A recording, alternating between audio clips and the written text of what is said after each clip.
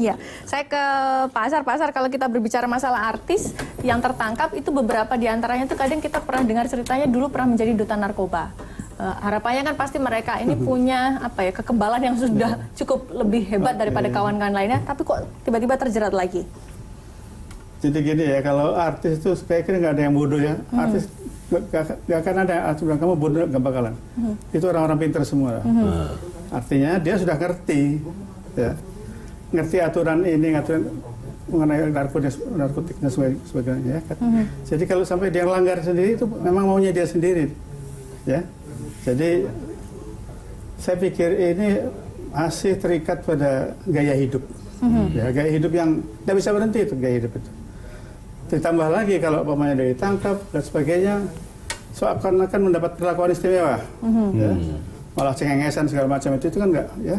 Sudah ditangkap, diekspos, bisa ketawa-ketawa. Ini menurut saya penghinaan juga ini satu penyidikan. Jadi karena apa? Saya nggak tahu. Karena apa mungkin sanksinya tidak berat atau sifatnya sanksinya ini lebih banyak apa? Rehabilitasi. Ya hanya rehabilitasi dan sebagainya. Jadi ada semacam apa? Semacam perbedaan perlakuan lah ya, terhadap orang-orang seperti ini dengan orang yang lain. Nah ini menambah percaya diri mereka paling ini yang menurut kita yang sebetulnya tidak perlu lagi, dan cara-cara yang diskriminatif ini sebetulnya tidak perlu lagi diekspos yang berlebihan.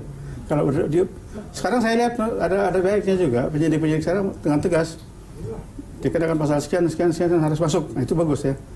Tapi kalau masih dengan segala macam alasan publikasi, ini dia begini, ini dia begini, nggak usah diceritakan lagi.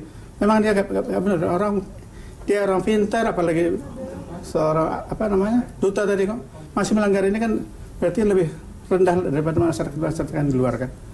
Nah ini saya pikir ada satu hal yang perlu kita kembalikan kepada aparat ya, bahwa dalam mengekspos para artis yang terlibat jangan sampai berlebihan seolah-olah orang itu menjadi istimewa, ya. Jadi sebaiknya jangan terlalu banyak diekspos karena dia merasa bahwa dia akan mendapatkan dukungan dari lingkungan. Kalau eksposnya hukuman boleh. Ya, eksposnya ini orang melanggar ini akan dia masuk ke penjara, akan itu bagus. Tapi jangan katakan bahwa ini nanti dia harus melalui rehabilitasi, itu urusan hakim lah.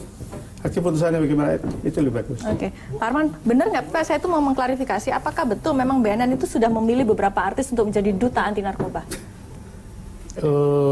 Yang jelas itu satu yang sudah kita tetapkan, yaitu Putri Indonesia. Yang selebihnya saya tidak mendengar itu ada duta-duta seperti itu. Kalau dulu memang ada, tapi kemudian bukan BNN atau dulu BNN, tapi kemudian itu di moratorium sehingga belum ada lagi pengangkatan duta anti narkoba. Yang saya tahu satu itu yang terakhir adalah Putri Indonesia yang maju ke Miss Universe. Pak, yang menarik kalau kita mungkin melepaskan dari apakah mereka itu duta atau tidak. Ada beberapa artis yang kemarin kita melihat beritanya sudah tertangkap kasus narkoba. Kemudian belakangan ini mereka tertangkap lagi. Sebenarnya apa sih Pak yang terjadi? Kenapa orang ketika dia sudah dihukum atau kemudian dia sudah menjalani rehabilitasi, apakah memang mudah untuk kembali ke lingkungan tersebut atau ke pengaruh narkoba tersebut? Itulah salah satu bahayanya narkoba. Begitu mereka menggunakan, kalau sudah kecanduan, itu akan sulit sekali lepas. Walaupun mereka sudah direhab? Ya. Jadi setelah mereka direhab pun, itu kecenderungan untuk kembali itu masih sangat tinggi. Relapse namanya. Itu di atas 60% mereka akan kembali. Maka memang sebaiknya kalau dia sudah direhab, maka dia jangan lagi kembali ke lingkungan yang lama. Itu lebih banyak faktor pendorong atau faktor penariknya? Pendorong dari dirinya? Dua-duanya, karena ini kan adiksi ini kan terkait dengan saraf, ya, terkait dengan keinginan kita, terkait dengan simultan yang timbul.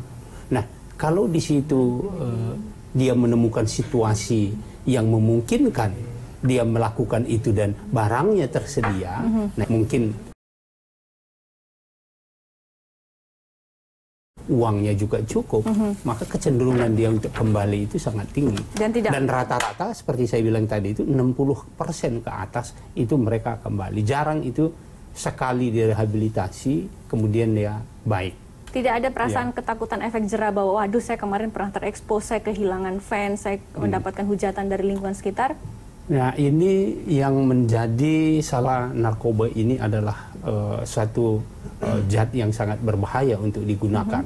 Kenapa? Pikiran-pikiran seperti tadi itu kan pikiran normal, tapi bagi mereka yang sudah menggunakan, itu sudah tidak ada lagi terpikir rasa malu, rasa takut. Itu tidak ada, karena yang dirusak atau dipengaruhi pertama sekali itu adalah saraf pusat kita, terutama pikiran. Oke, baik. Saudara, di segmen selanjutnya kita akan membahas terkait meskipun ada upaya untuk pencegahan pemberantasan narkoba sudah dilakukan oleh aparat penegak hukum kita, namun rupanya para pengedar narkoba atau para pengusaha yang berada di balik ini, mereka juga menyiapkan biaya regenerasi pangsa pasar. Apa itu? Tetap bersama kami.